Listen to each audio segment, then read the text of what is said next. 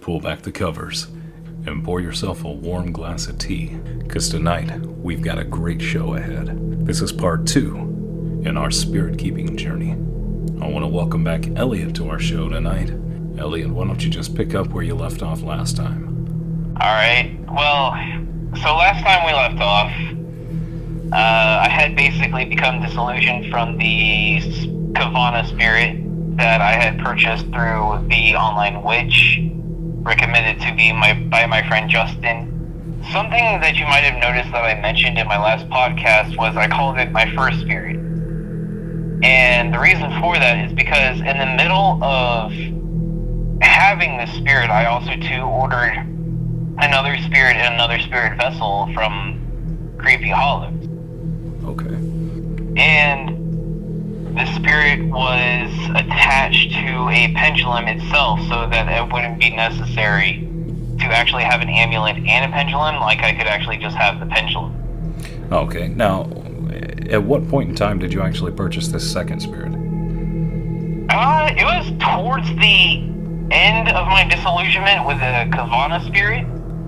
Okay. But it's important to remember that whenever you order something from Creepy Hollows, I think it actually took a couple of months, maybe 3 months actually, altogether, for me to actually get the package.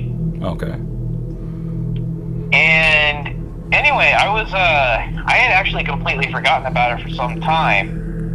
But the reason why I ordered this one is because I got into an argument, well, not necessarily an argument, but a disagreement with my friend Justin because, basically after I delivered the vampire spirit to him, he, for whatever reason, was disillusioned by the vampire spirits and buried both of their vessels. But he owned other vessels of different types of, I guess you could say, species of spirits. Like he has very many fairies, dragons, and other stuff like that. I don't even really know what they all were, but... Yeah.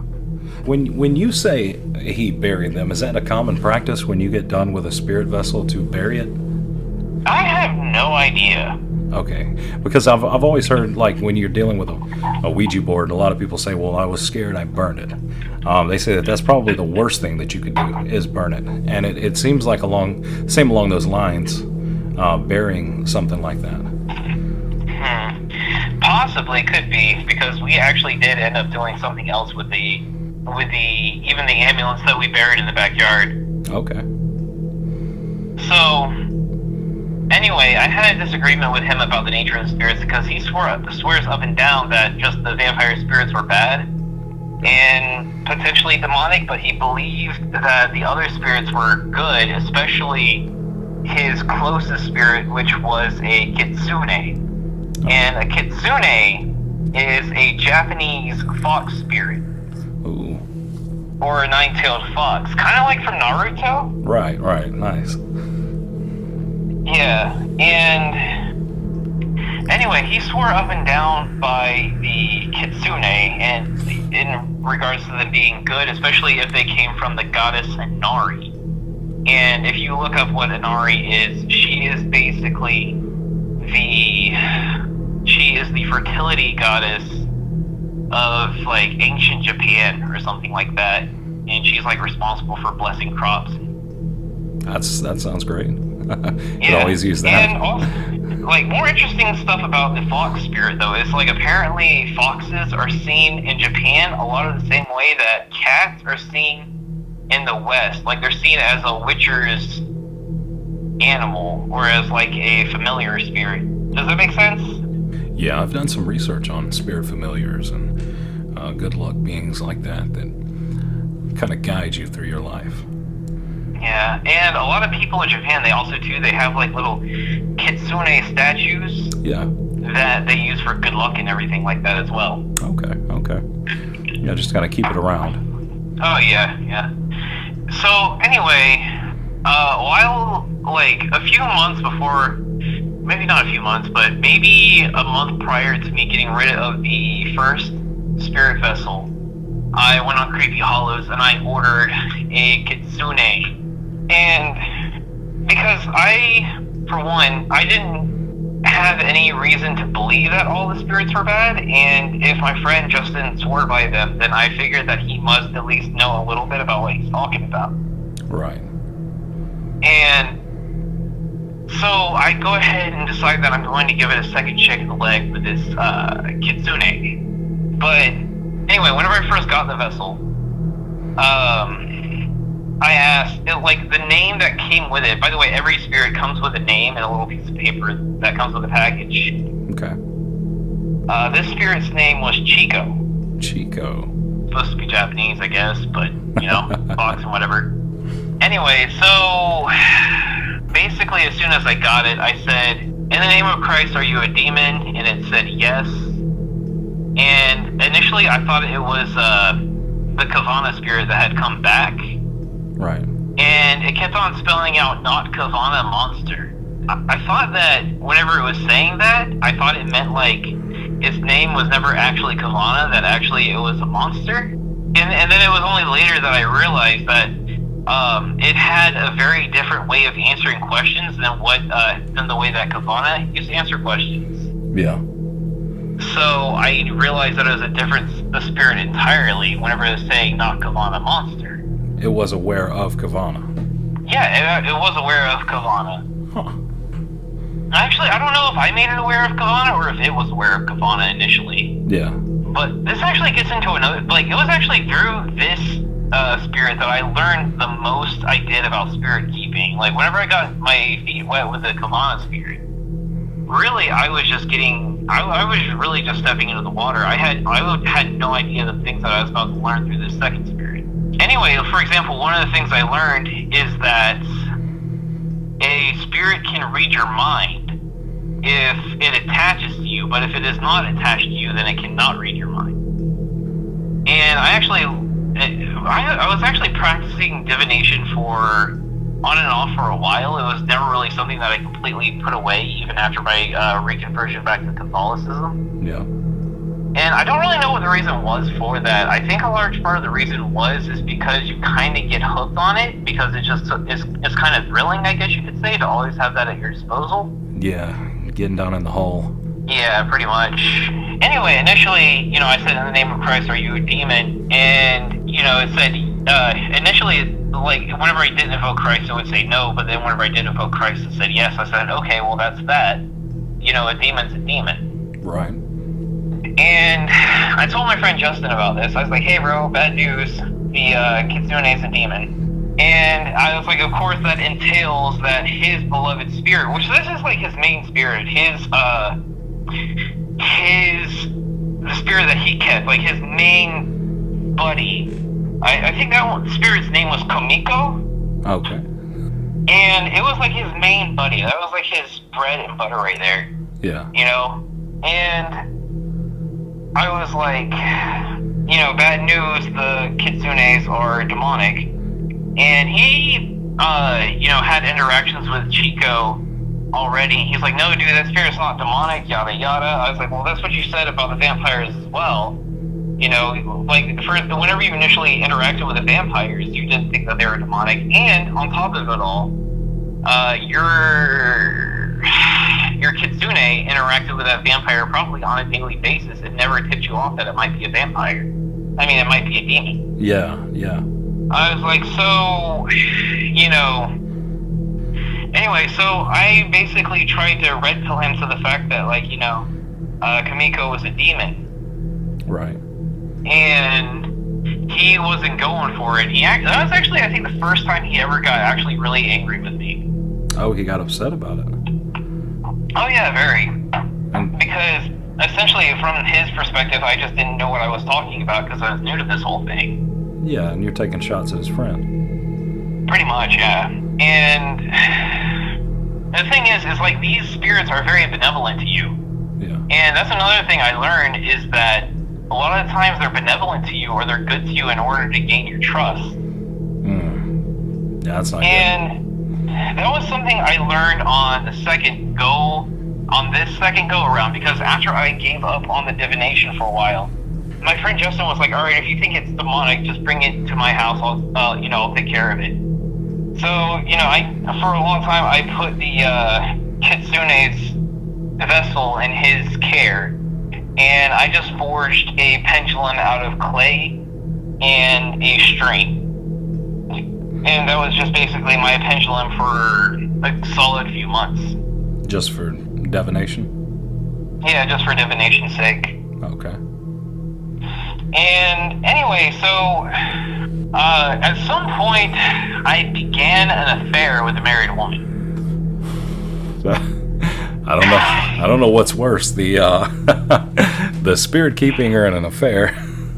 I'd probably have to say an affair, because I was definitely more morally complicit in that, whereas whenever it came to the divination, I didn't really have full awareness of the evil I was committing. Right.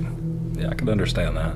I was basically having an affair with this, with this married woman, and I also, too, at the same time, was trying to grow stronger in my faith. And I started to feel a tingle, on the top of my head and on the side of my head, which is usually the spirit's way of getting your attention, right? Yeah. As you probably remember from my last podcast. And it was like so strong. I picked up the pendulum. I'm like, what are you doing here? Right. And it spelled out, you don't reach holiness by married women. Whoa. Yeah. And that really blew me away. Anyway, so after that, I was kind of flabbergasted because, I thought that it was taking concern of my salvation, I guess you could say, and wanted me to actually do the morally correct thing and break it off with her, right? And that to me was really bizarre because, this thing's a demon, then obviously wouldn't it just encourage me to do that? Yeah, it's definitely got some motives.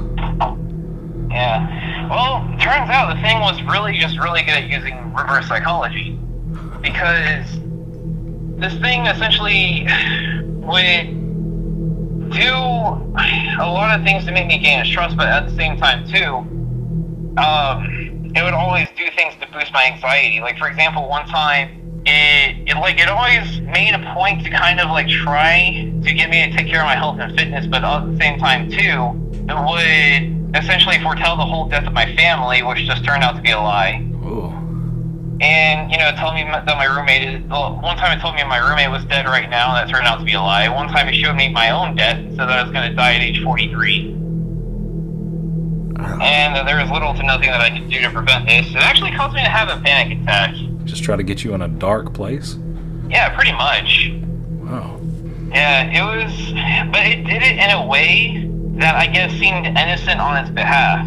Anyway, it just kept on, it basically would say and do a lot of things that kind of threw up red flags and a lot of things that seemed self-contradictory. And eventually, it got to the point where I really trusted it, but the more it told me, the more I felt like these were red flags. Because it told me something, it told me one thing, which is, I torture sinners in hell, and it said it had a frightening appearance, and that it was also too very elongated, that it had a very long body, much more so than it initially claimed to have. In its base form, I guess you could say. Oh, okay. Its body itself was elongated. Yeah. Oh, okay. Because initially this thing said it was only 4 feet long, just about as long as a regular fox. Right. But it actually turned out to be much longer. But there's a lot of things that seem like conflicting information, but I just kind of ignored them or brushed them to the side because I felt well, at least it's, kind of somewhat trying to be honest with me that it's not a completely good or completely bad entity. And I did believe that it was fundamentally good. Right. And one day it started asking if it could possess me. Oh, God. That's not good. Yeah. So I was I don't know about that. And it was do you not trust me? And I was no, it's not that I don't trust you. It's then let me possess you. And I was really worried to obviously let it possess me. Right. And I was It seemed like a huge red flag. So anyway, I let it possess me, and whenever I let it possess me, I could feel it kind of filling up my body, and my senses grew a lot sharper, and I grew a lot more serious natured, and I could kind of feel its spirit, within me. I felt like I had another personality within me that was much more serious, but it had a much more friendlier demeanor whenever I would talk to it through the pendulum. But whenever it possessed me, it felt almost as though it had been to war. Like, it was just like this very tethered, serious-natured veteran that had just, like, seen shit, like some serious shit. Right. And I felt like I had that inside of me. And anyway, I was like, I asked it, do you love me? And it said yes. And I'm like, are you sure? Because I don't feel the love. And it said, well, you give me a sense of belonging, and in that sense, I love you. It could tell, because like at this point, it's like completely connected to my thoughts and everything like that. And it's like, don't you dare ask. And I was like, you're not going to make me ask, are you? It was like, go ahead and ask. And I didn't even have the audacity to ask, in the name of Christ, are you a demon? Because I have asked that question so many freaking times leading up to this. Yeah. But at this point, I have actually fallen so far out of a state of grace that, my evocations have actually become somewhat of a parlor trick, and I wasn't good at it anymore.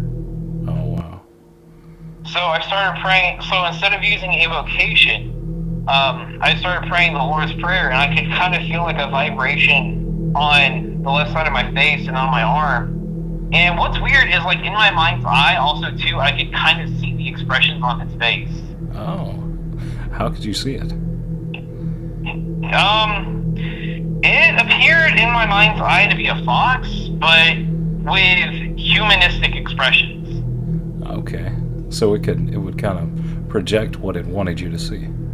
I think so. That's interesting. But then again, I don't know if it was necessarily what I wanted to see, because also too, I could see the anxiety in its face whenever I started to pray, and whenever I felt the vibrations, I was like, these are not really good vibrations. And I said, in the name of Christ, are you a demon? And before I could even finish the sentence, it said yes. Yeah. So I was like, in the name of Christ, are you a demon? And it was like, yes. And after it said that, like, my heart kind of sank into my stomach, and I was like, so this is where we're at right now. But it just basically turned to me angrily, like, in my mind's eye, like, as though it was turning around to say, you know nothing of demons.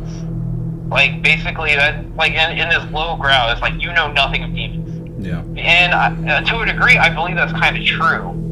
And another thing I learned through this experience is, like, I don't think demons are as classically evil as we kind of imagine them to be. Like, they have their own personalities. They have their own sense of individualism. It seems like in that moment, I realized that we were kind of caught up in kind of a survivalist struggle. Like, it was either me or it. And that's the way that it saw it from the very beginning. Yeah. Yeah, you figured out its true colors. Yeah. And, it got me up, and it started pacing around, and eventually took me on a walk down the road and everything like that. And it was like, kid, I never want to get you involved in all of this. It was my intention to just send you off to seminary, even if it was just to shut your face up. Oh.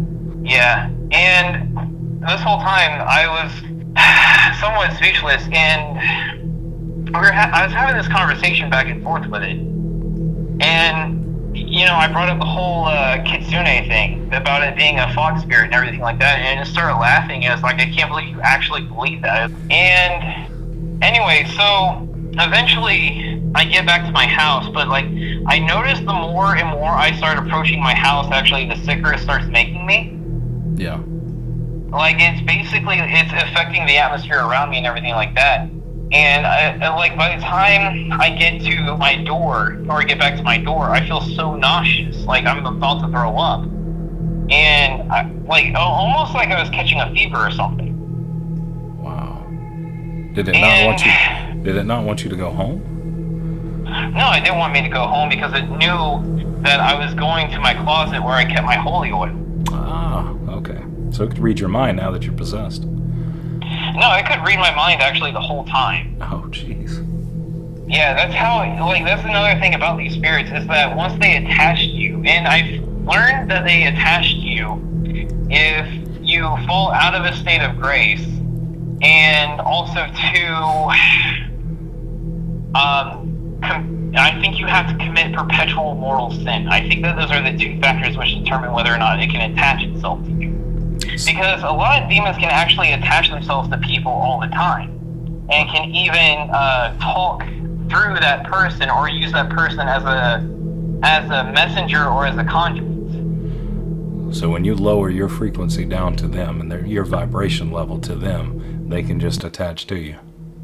Yeah, they can just attach to you, and they can literally twist all of fate to deliver a message to you. And that was actually something I learned out on post, because one of my fellow officers, I was asking for a sign from the pendulum, and it said look left. And as soon as I looked left, one of my coworkers was driving up, got out and said, "Hey, buddy," and everything like that, which really surprised me because, for one, I wasn't expecting him to show up at that very moment. It said, look up and look left.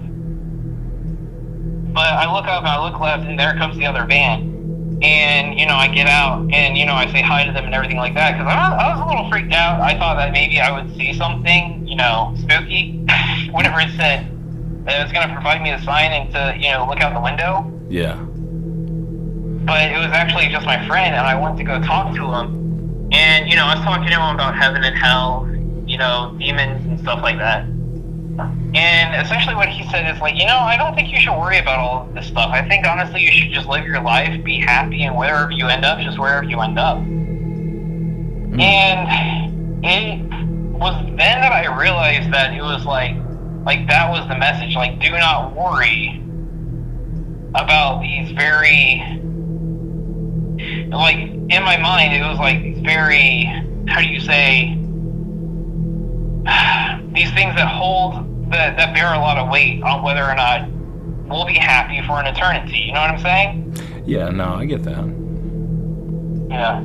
And it's actually also, too, not the first time that that's happened, because I actually realized through the previous spirit as well that he would also, too, something that the previous spirit had said was demons often rent bodies. And essentially what they mean by rent bodies without full possession is that they use people as kind of like a conduit to their will.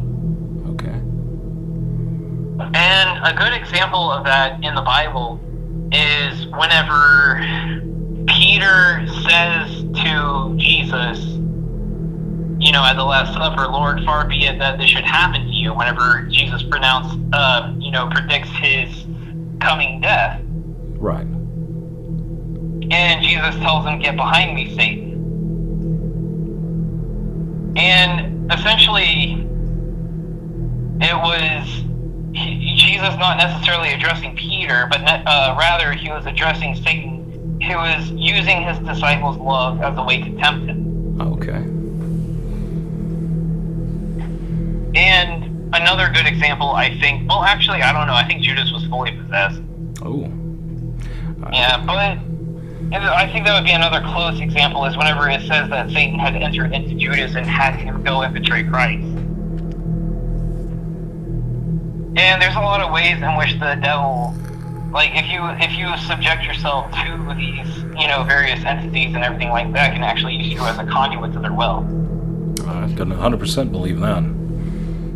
Yeah, and a full possession, as the one that I had experienced, is one to where they can actually take control of your motor skills, and they can take control of, your body, and you can actually have crisis moments.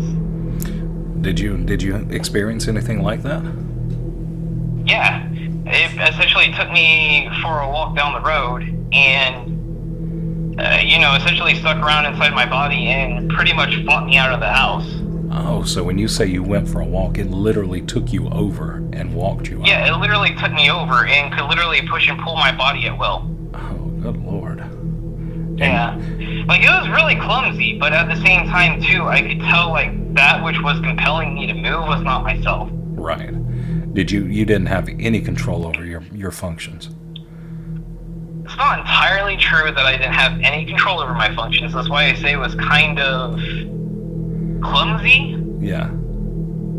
Because I could tell that it probably the thing is that it was probably just a lone spirit, or not a culmination of a lot of spirits, or maybe it was just particularly weak, or maybe it was particularly inexperienced at possession. Right. Because at one point it did say that I would be its first possession. Okay.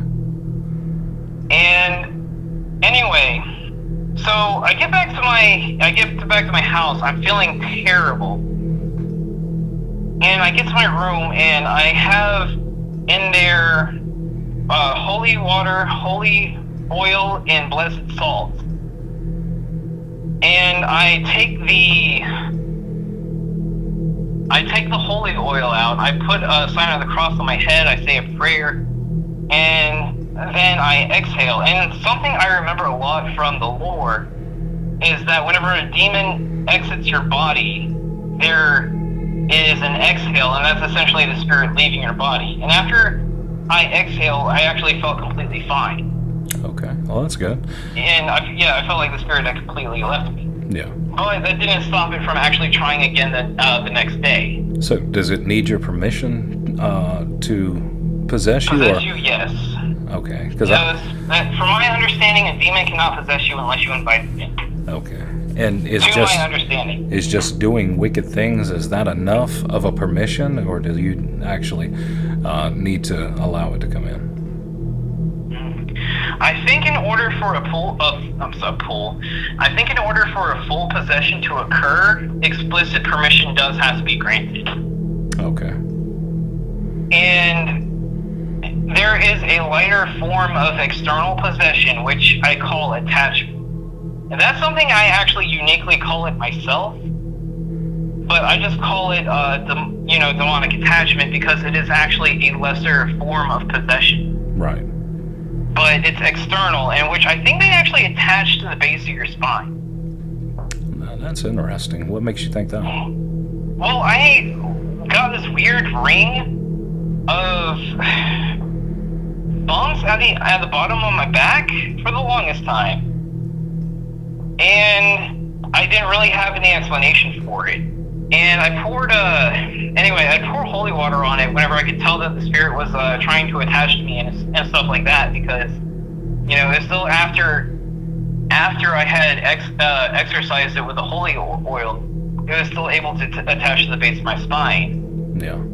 So a lot of times I would just pour holy water down the base of my spine. It would burn whenever it got to that mark at the bottom of my back, and would, fade away. Wow. Yeah. And anyway, after all this happened, I think it actually took a couple of days for me to tell my friend Justin, who then became my roommate at this point. At this point, we're both roommates. We're both, spirit keeping and everything like that. Anyway, we got to talking in the kitchen, and I was just doing dishes and everything like that. And I was like, so I let the Chico demon fully possess me. And he's like, what? And I was like, yeah, it was something that I was talking about with the spirit for a long time, and I just eventually broke down and agreed to let it possess me. And it turns out that it's 100% demonic. All of them are demonic. And he was kind of taken aback by this. And because I had many conversations with the Chico demon about my friend's Kitsune, Kamiko. Okay. And anyway, I had asked if it was I asked really whenever it was possessing me, I was like, what's the difference between you and Kamiko? And it was really aggravated with me. It was like, it's older and it's wiser. I was like, that's it? It's like, it's older and it's wiser, that's it. And it was just very defensive for some reason. Like, it just didn't want me to bring it up. Oh, that's strange. Yeah, I think a large part of it was really, too, because I was sus of this spirit that I was talking to. And because I was sus of this spirit, I was also, too, by extension, going to be suspect of the other spirits as well. Especially that other kitsune named Kamiko, because apparently those two were very buddy-buddy at one point. And it was only after I moved in that they apparently stopped being buddy-buddy. Huh. Apparently they got along really well at one point, and then at the next, they just stopped getting along altogether. Yeah, that seems a little suspect. Yeah, that is super suspect, but... And, of course, I'm sure that's the reason why. I'm sure that I kind of drew a wedge in that whole thing, because I was essentially able to use invocation on my spirit, but I was never able to use it on my friend's spirit, because my friend's spirit only talked to me after I was made to promise to not use invocation whenever I moved into the house, because my friend perceived it as disrespectful to the spirits. Okay. And it was a really good way of pretty much ensuring that they were able to get away with whatever they wanted to. Yeah, it almost makes you wonder if he was not partially possessed or under their influence. Honestly, I sometimes wonder, but I have no evidence or proof or any really real reason to believe that. Right. I do know, however, that I do strongly believe that he was under their influence a lot. Yeah. And anyway, one day I literally I sprinkled blessed salt throughout the house, and tried to cleanse all the spirits out. He came home, he said he felt like there was a lot of anxiety in the house. I imagine there was. And yeah, he didn't really place a reason for this, but he said that he felt as though it was directed at me, or as though it were coming from me, all the anxiety. And I was like completely calm on the couch. Right. Just chilling. And I'm like, nah, dog, I'm completely calm. So the spirits were running to Mama. I think so. Yeah. And, okay, so after I told him that, I allowed it to fully possess me, he's like, why did you let it get to this point? Because he was actually really surprised that I actually trusted it so much to the point that I allowed it to possess me. Yeah. And at this point, I had officially, I think, I guess you could say, more of an intimate connection with these spirits as he has had, because he's never, vocally said or permitted them to possess him. Right. And has never actually invited them into his body. I don't really know what was going through his head, actually. He was really just quiet and listening, which really took me aback, because I thought that this would be a huge problem for him. Right. But for whatever reason, after I told him that I allowed the spirit to possess me, it wasn't a problem. He might have been thinking about doing it himself. I don't know. That's another thing, is I don't really know what was going through his head at that given time, or why he was more understanding of my concerns then. Yeah. But whatever the case may be, after I said the sentence, there was a lot of red flags throughout my conversations with Chico, but I kind of overlooked them just because I really loved this spirit. Right. And after I said that, he's like, you know what, you're right. And he went to his room, he grabbed everything that he had ever bought from any online witching store or spirit keeping shop, anything to do with superstitious items, any superstitious items he had at all. He collected them all into a bag. Yeah. And threw them out. All the amulets, all the spirits that he kept, everything. That blew my mind, because these spirits were basically his life. Yeah, the way you described it, that's everything. Yeah. This was what he was about for years. Yeah. And for him to throw it all away on a whim off of the story that I told him about how I allowed the spirit to completely possess me just absolutely blew my mind, because the thing is, remember whenever I told you that this stuff was expensive? Yeah, no, I believe it is. That was hundreds, maybe even $1,000 that he just threw out. Good Lord. That's probably $1,000 worth of merchandise. Anyway, I was flabbergasted, but the first one he threw away was my spirit's vessel. the Chico vessel. And whenever he threw it away, I felt like a great sense of anxiety shoot through me, even though I knew for a fact it was demonic. Yeah. That to me was really weird. Like, I can't believe I felt that sense of anxiety just from him throwing away the vessel, which I knew to be evil. Right. It was almost like that scene at the end of The Hobbit where Bilbo has to throw the ring into the fire. Oh, yeah. Yeah, he didn't want to do it. Yeah, but I don't know. It was really weird that I actually felt that kind of like course through me whenever he did throw the pendulum away. And I was really shocked whenever he not only threw all of the other vessels away, but also threw cat litter on top of the trash bag that he threw them into. And then trashed them. What was the purpose of that? Just to show disrespect to them. Oh, wow. Yeah, it was so weird to me. Huh. But, the reason why it was so weird to me is because he swore up and down by these spirits up until I said that sentence. Yeah. I digress. Anyway, we got rid of all the spirits in the spirit keeping. They tried once or twice to come back and to influence my life again, but, I just held fast to my faith and to my prayers, and eventually they just went away. Yeah, that was the end of my spirit keeping story. Man, that is a wild story. Super wild. But, honestly, I've been through a lot, and it actually taught me a lot as well. Yeah. Well, it's always good to talk about your experiences. It helps you grow as a person. It helps you heal. And you can really look back on your story and really reflect and learn through all the things that you've went through. True. Did you make any kind of mistakes or any kind of fumbles that you would probably change if you had a chance? Honestly, the whole thing was just one big mistake, but I don't really think that I would change it because, it's the difference between believing that something is there and knowing that something is there. Oh, and the fact that I now know that thing is there and that I can no longer doubt it is really awesome. It gives me a lot of reassurance. I can totally understand that. Is there any kind of advice you could give for somebody that's thinking about getting into spirit keeping and wanting to understand the supernatural or the paranormal? Absolutely. So one of the things that I really wish that a lot of people understood is because these spirits, like, people have this classical idea of demons that they are just classically evil, I guess you could say.